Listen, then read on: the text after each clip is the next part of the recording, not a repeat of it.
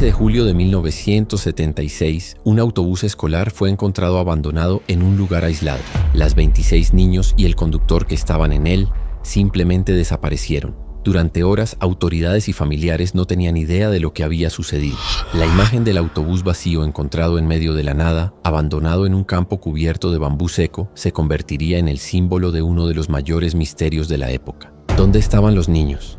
¿Y por qué alguien los secuestró? El secuestro de los niños de Chowchila es uno de los crímenes más inquietantes en la historia de Estados Unidos, e incluso casi 50 años después todavía aterroriza a los involucrados. Where are the children? El 15 de julio de 1976, una tarde aparentemente común en Chowchila, California, se transformó en uno de los episodios más perturbadores en la historia criminal de Estados Unidos. La ciudad, con poco más de 10.000 habitantes en ese momento, era una típica comunidad rural, conocida por su ritmo tranquilo y la sensación de seguridad que ofrecía a las familias. Alrededor de las 4 de la tarde, el autobús de la escuela Dairyland Elementary School transportaba a 26 niños, con edades entre 5 y 14 años, de regreso a casa después de un día normal de clases. Al volante estaba Edward Ray, más conocido como Ed, de 55 años, un conductor veterano, respetado por su profesionalismo y conocido por su seriedad en el trabajo. Era un trayecto que él conocía bien por caminos de tierra y áreas aisladas y que ya había hecho muchas veces. Pero ese día, algo inesperado lo esperaba en el camino. Mientras seguía por una carretera rural, Ed vio una camioneta blanca detenida en medio del camino y un hombre parado junto a ella. Al principio, pensó que la camioneta podría haberse averiado y que el hombre sería el conductor. Ed disminuyó la velocidad para ver si el hombre necesitaba ayuda. Pero cuando Ed redujo la velocidad del autobús, el hombre sacó un arma y le apuntó. Otros dos salieron de dentro de la camioneta y también apuntaron sus armas a Ed. Bajo la mira de las armas y con la camioneta bloqueando el camino, le ordenaron a Ed Ray que abriera la puerta. Los secuestradores estaban encapuchados para no ser reconocidos y rápidamente tomaron el control del autobús, obligando a Ed Ray a conducir por una corta distancia hasta llegar a un área rural aislada y cubierta por vegetación densa. Allí, otras 2 camionetas oscuras esperaban al grupo. Los niños y Ed Ray fueron obligados a entrar en ellas. Sus ventanas estaban cubiertas y completamente oscuras, lo que impedía cualquier visibilidad del exterior.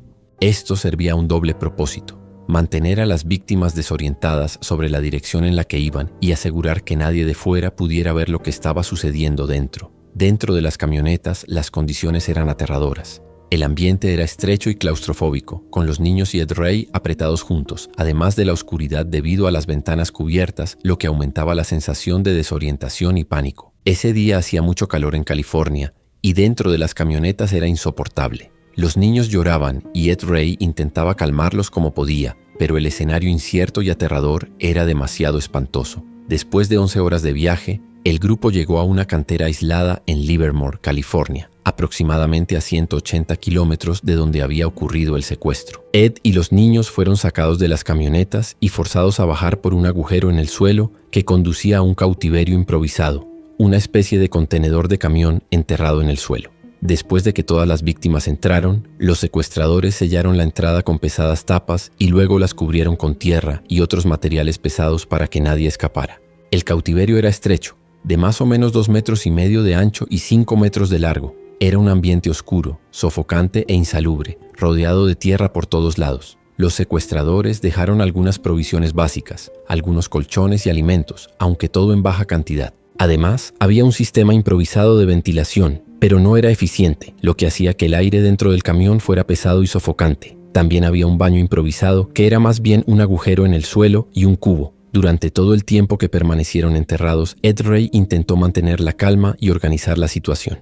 Algunos de los niños mayores ayudaron como pudieron, pero la situación, que ya era mala, pronto empeoraría. Ya habían pasado horas desde que estaban allí, y las condiciones dentro del cautiverio se deterioraron rápidamente. El calor aumentaba, el aire se rarefacía, los suministros se acababan, y las paredes del camión comenzaron a ceder bajo el peso de la tierra, creando la aterradora sensación de que el techo podría derrumbarse en cualquier momento. Ed Ray sabía que necesitaba hacer algo, de lo contrario, una tragedia podría ocurrir. Mientras tanto, la ausencia de los 26 niños y del conductor comenzaba a llamar la atención en Chowchila. Cuando el autobús escolar fue encontrado, horas después, abandonado en un terreno alejado sin signos de violencia, la única certeza era que algo muy grave había sucedido. Los criminales no se identificaron. No explicaron nada, simplemente secuestraron a 26 niños. Pero ¿por qué alguien haría algo así? Hasta ese momento nadie sabía con certeza lo que estaba pasando, y esa incertidumbre solo aumentaba el pánico. Pero una cosa era segura: Ed Ray y los niños se estaban quedando sin tiempo. Ya habían pasado 16 horas desde el comienzo del secuestro. Estaban en un espacio apretado, sofocante y sepultado. El aire era pesado, la temperatura aumentaba, los suministros se habían agotado y nadie sabía si habría una salida. Ed Ray, aún sin saber lo que los secuestradores planeaban a continuación, mantuvo la calma y se concentró en lo que estaba a su alcance: proteger a esos niños. A su lado, uno de los chicos mayores, Michael Marshall, de 14 años, comenzó a analizar el techo del contenedor improvisado. El peso de la tierra estaba haciendo que las paredes del camión cedieran, creando la aterradora sensación de que el techo podría derrumbarse en cualquier momento, sepultando a las 26 niños y a Ed Ray. En esa situación, escapar era la única opción. Michael y Ed Ray percibieron que, a pesar de la estructura reforzada, había una escotilla de salida por donde todos habían sido introducidos al inicio del secuestro. La tapa, sin embargo, estaba sellada con placas de metal, vigas de madera y pesas de concreto. Era prácticamente imposible moverla con fuerza bruta, pero dentro de aquella situación extrema, cualquier mínima posibilidad debía ser intentada. Ed y Michael lideraron al grupo y comenzaron a idear un plan: usar los pocos objetos disponibles para intentar alcanzar y sostener el techo mientras intentaban abrir la escotilla y lograr cavar una salida. Apilaron colchones, cajas y trozos de madera para crear una plataforma que permitiera a alguien alcanzar la abertura superior del vehículo. A cada nuevo intento, la estructura se balanceaba, amenazando con derrumbarse, pero ellos insistían. Era un esfuerzo lento, agotador, hecho bajo el riesgo de derrumbe y sin saber si había alguien esperando afuera. Al alcanzar el techo, Ed Ray y Michael se turnaban para hacer fuerza y abrir la escotilla. Se alternaban usando un trozo de madera para intentar forzar la pesada tapa de metal que sellaba la abertura. A pesar del esfuerzo inhumano y de las condiciones adversas, lograron abrir la escotilla. Pero aún había otro desafío: cavar una salida a través de la tierra que los secuestradores habían arrojado sobre la tapa. Como era más pequeño, Michael Marshall comenzó a cavar la tierra y los escombros que bloqueaban la salida. Cavó incansablemente, incluso cuando estaba exhausto, pasando la tierra a los otros niños que la esparcieron por el interior del camión. Ed Ray también se turnaba en la excavación. El proceso fue lento y agonizante, hecho en la oscuridad y en condiciones donde el techo del contenedor podría ceder en cualquier momento. Después de muchas horas de esfuerzo extenuante, Michael Marshall finalmente logró cavar un agujero lo suficientemente grande como para arrastrarse fuera del cautiverio. Alrededor de las 7:30 de la mañana, apareció en medio de la cantera y sorprendió a los empleados que estaban comenzando su turno de trabajo. Acto seguido, los otros niños y Ed Ray salieron también. Los trabajadores del lugar quedaron impactados al ver al grupo emerger de la tierra e inmediatamente alertaron a las autoridades. No había señales de los secuestradores ni de cómo o por qué los niños estaban enterrados allí. La policía y los servicios de emergencia llegaron rápidamente. Tanto los niños como Ed Ray fueron evaluados y, a pesar del trauma y las condiciones precarias, nadie resultó gravemente herido. Después de los primeros auxilios, fueron escoltados por la policía de regreso a Chowchila y se reencontraron con sus familias, marcando el fin de 28 horas de terror. La ciudad de Chowchila y el país entero celebraron la increíble fuga y el regreso seguro de todos los rehenes. A pesar del gran alivio, nadie sabía quiénes eran esos 3 hombres encapuchados que secuestraron a 26 niños y los enterraron en una cantera, ni cuáles eran sus motivaciones. Ningún pedido de rescate había sido hecho, y si no fuera por la valentía de los niños, liderados por Ed Ray y Michael Marshall, podría haber ocurrido una tragedia. A partir de ese momento, la investigación se intensificó y el foco cambió de los sobrevivientes a los criminales que orquestaron aquel plan insano. ¿Quién estaba detrás de aquel crimen tan brutal?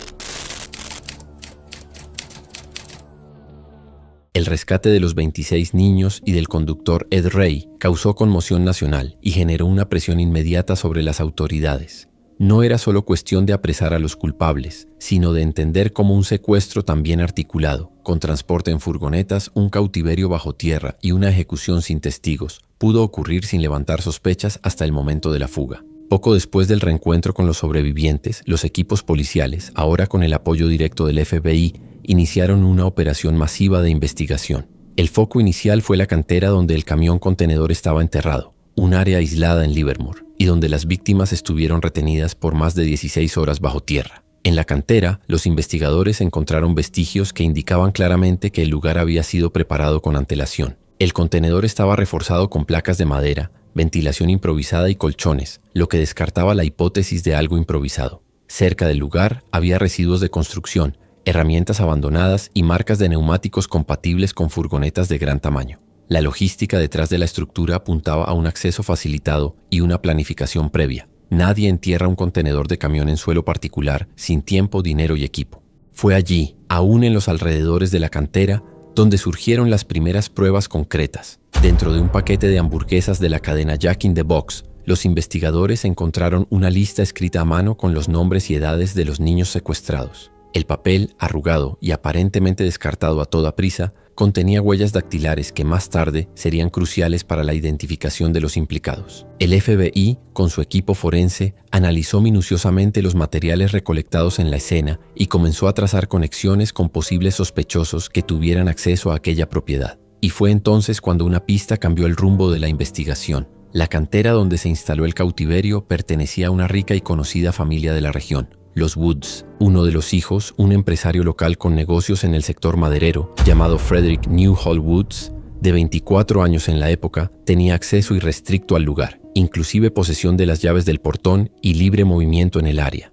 A partir de ese dato, las búsquedas se expandieron hasta la propiedad de los Woods. Con órdenes de registro e incautación, los agentes encontraron lo que sería el núcleo del plan criminal. En la habitación de Frederick había mapas dibujados a mano, anotaciones detalladas, bocetos de rutas, diarios y documentos que mapeaban toda la operación, desde el momento del bloqueo en la carretera rural de Chowchilla hasta la forma en que el rescate debería realizarse. Llegó a estudiar sobre la ruta del autobús escolar de la Dairyland Elementary School, los horarios e incluso las finanzas del estado de California, con el objetivo de un rescate. Uno de los planes incluía la entrega del dinero por medio de un avión, que lanzaría los sacos con dinero en las montañas de Santa Cruz durante la noche, para ser recogidos luego bajo la oscuridad. Sin embargo, lo que más llamó la atención fue un borrador de la nota de rescate original. En ella, los secuestradores exigían $5 millones a cambio de la liberación de los niños y el conductor. Esa nota, que nunca llegó a ser entregada a causa de la fuga precoz de las víctimas, traía detalles logísticos que ayudaron a confirmar la implicación directa de Frederick Woods. También había recibos de alquiler de las furgonetas utilizadas en el transporte, además de un contrato para una instalación de almacenamiento que pudo haber sido usada para esconder equipos, herramientas o incluso el propio contenedor antes de la operación. Los agentes encontraron también una de las armas utilizadas en el crimen y documentos falsos, indicando que los autores pretendían huir o cambiar de identidad después del secuestro. Aquellas evidencias mostraban que el secuestro había sido planeado hasta en sus mínimos detalles y que probablemente Frederick Woods era el mentor intelectual. No tardó mucho para que el FBI llegara a los nombres de sus cómplices, Richard Schoenfeld y James Schoenfeld, dos hermanos que también eran hijos de una familia rica y tradicional de California. Los tres pertenecían a buenas familias, criados con todo tipo de confort y lujo, que aún así decidieron ejecutar un plan que implicaba enterrar niños vivos a cambio de dinero. Cuando la identidad de los secuestradores salió a la luz, la sorpresa fue general. ¿Por qué hijos de la élite californiana resolvieron cometer un crimen tan cruel y calculado? Cuando los nombres de los secuestradores de Chowchilla finalmente salieron a la luz pública, el país se conmocionó de nuevo, no por la brutalidad del crimen en sí, sino por el perfil de los responsables. A diferencia de lo que muchos esperaban, los culpables no eran fugitivos peligrosos, criminales con antecedentes o personas viviendo al margen de la sociedad. Eran tres jóvenes adultos de clase media alta con un historial de privilegios, educación formal y acceso a oportunidades. Frederick Newhall Woods, de 24 años, era el heredero de una familia millonaria del sector maderero. James Schoenfeld, de 24, y su hermano menor, Richard Schoenfeld, de 22, eran hijos de un renombrado médico californiano. Crecieron en barrios tranquilos, estudiaron en buenas escuelas y nunca habían tenido contacto con el sistema penal. Y aún así, fueron capaces de elaborar un plan logístico meticuloso para secuestrar a 26 niños y enterrarlos vivos a cambio de dinero. La pregunta que todos se hacían era, ¿por qué? Las motivaciones alegadas por los secuestradores eran al mismo tiempo absurdas y banales. Según declaraciones posteriores, el grupo había acumulado deudas tras inversiones fallidas en un proyecto inmobiliario. Alegaban estar en dificultades financieras y veían en el secuestro la oportunidad de resolver todos sus problemas rápidamente. Planeaban pedir $5 millones de rescate al estado de California, creyendo que, debido a un excedente presupuestario recientemente divulgado, el gobierno tendría condiciones de pagar el valor sin grandes obstáculos. A pesar de la alegación financiera, el objetivo de Frederick Woods no parecía ser solamente el dinero. Relatos de personas cercanas decían que tenía una cierta obsesión por cometer el crimen perfecto. Frederick tenía comportamientos de riesgo y hablaba con frecuencia sobre planes audaces. El secuestro de Chowchila parecía, al menos para él, tanto un golpe financiero como una experiencia de poder, control y desafío a la autoridad. El plan, sin embargo, falló incluso antes de ser ejecutado en su totalidad. Las víctimas lograron escapar por su cuenta, incluso antes de que los secuestradores pudieran ponerse en contacto para pedir el rescate. Los tres habían redactado una carta de exigencia que nunca llegó a ser entregada. Cuando intentaron hacer la llamada al Departamento de Educación de California, las líneas estaban congestionadas por las llamadas de los familiares y de la prensa. Sin lograr contacto y exhaustos, se fueron a dormir y se despertaron al día siguiente con la fuga siendo noticiada en todos los periódicos. El crimen perfecto se había convertido en un fiasco completo. A partir de ese momento comenzó una cacería de los tres criminales que movilizó al FBI y a las autoridades locales. La presión pública era inmensa y cada hora que pasaba con los secuestradores en libertad aumentaba la indignación nacional. Richard Schoenfeld fue el primero en entregarse el 24 de julio de 1976, 8 días después del secuestro. Presionado por las pruebas abrumadoras, admitió su participación e intentó colaborar con las autoridades. 5 días después, el 29 de julio, su hermano James fue localizado y arrestado en Menlo Park, una ciudad de California. Frederick Woods, el último en ser encontrado, intentó huir del país, cruzó la frontera y fue localizado en Canadá, donde fue arrestado por autoridades locales y extraditado a Estados Unidos a principios de agosto. Con todos los involucrados bajo custodia, el proceso judicial dio inicio. El juicio comenzó formalmente el 27 de octubre de 1976. La Fiscalía presentó un vasto conjunto de pruebas: diarios, mapas, la lista de los niños, el borrador de la nota de rescate, los recibos de las camionetas, registros de alquiler de depósitos y el acceso irrestricto de Woods a la cantera. El 15 de diciembre de 1977, los tres fueron condenados por 27 cargos de secuestro con intención de causar daño corporal, uno por cada víctima. La sentencia fue clara: cadena perpetua sin posibilidad de libertad condicional. Era lo máximo permitido por la legislación estatal y la decisión fue vista como ejemplar en la época. Para las familias de las víctimas y para el país entero, parecía que se había hecho justicia. Los tres criminales pagarían por el resto de sus vidas por el trauma que causaron a 26 niños inocentes y al conductor Ed Ray. Sin embargo, lo que parecía una resolución definitiva estaba lejos de ser el fin de la historia. Años después, una decisión judicial cambiaría completamente el destino de los secuestradores de Chowchila, reavivando el dolor de las familias y cuestionando si la justicia realmente había sido hecha. En 1980, un tribunal de apelación revisó la sentencia de los secuestradores de Chowchila. El argumento central era que, aunque el crimen había sido grave y traumatizante, ninguna de las víctimas sufrió daño corporal permanente, uno de los criterios exigidos para denegar la libertad condicional en California. A partir de esa nueva interpretación legal, la pena fue conmutada a cadena perpetua con posibilidad de libertad condicional. Esto significaba que los secuestradores podrían solicitar revisiones periódicas de sus penas, una perspectiva que horrorizó a las familias de las víctimas. La decisión causó indignación nacional. Las familias de las víctimas comenzaron a asistir a todas las audiencias de libertad condicional para intentar impedir la liberación de los autores del crimen. Para muchos sobrevivientes, este proceso se convirtió en un nuevo ciclo de sufrimiento, donde el trauma era revivido con cada nuevo intento de liberación. Richard Schoenfeld fue el primero en obtener la libertad condicional, también en 1980, pero acabó regresando a prisión por violar las reglas del sistema. Solo fue liberado definitivamente en 2012. Su hermano James Schoenfeld fue liberado en 2015, después de 39 años de detención. Por su parte, Frederick Woods, considerado el menos cooperativo y el más calculador de los tres, permaneció encarcelado por más tiempo. Woods tuvo varias solicitudes denegadas a lo largo de las décadas, pero obtuvo la libertad condicional en agosto de 2022 tras cumplir 46 años de condena. Alegó buen comportamiento e involucramiento en programas de rehabilitación, pero aún hoy es visto con desconfianza por muchos de los sobrevivientes. Las marcas dejadas en cada uno de los 26 niños y en el conductor Ed Ray perduraron por décadas, mucho más allá de lo que cualquier sentencia podría reparar. Para muchas de las víctimas, el trauma del secuestro no terminó con el rescate. Algunas desarrollaron fobias severas, ataques de pánico y trastorno de estrés postraumático que duraron años. El estado de California reconoció años después que aunque no hubo daño físico permanente, los daños emocionales y psicológicos fueron profundos y duraderos. La interpretación de la ley fue modificada.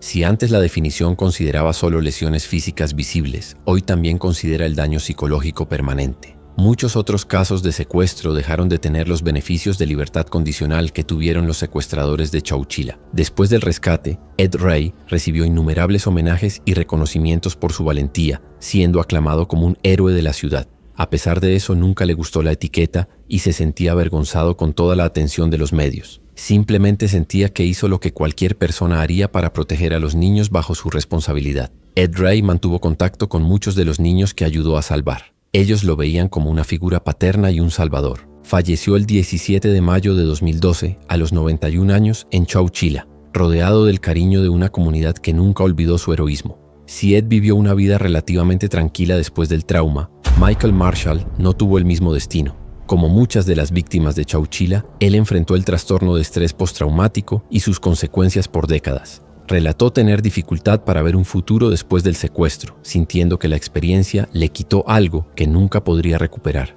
Durante años, Michael luchó contra la adicción a las drogas y el alcohol, pero al igual que la valentía que tuvo para escapar del cautiverio, él ganó esa batalla.